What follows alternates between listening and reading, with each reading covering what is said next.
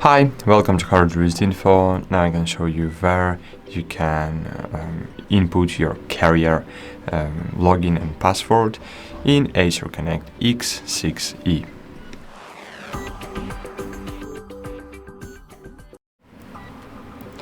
So first, of course, you should open ACER Army panel. If you don't know how to do that, just click on the link on the right top corner of the screen. Then just find on the left side of your panel 5G network. Then click configuration, connection configuration management, and here you will see your configurations for your SIM card. If you should change this configuration or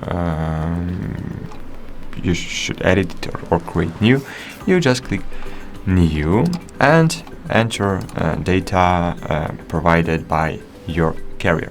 So, for example, it can be, I don't know, T-Mobile, for example, right? APN. You can select the IP type, so usually it's IPv4. You can enter your login and the password.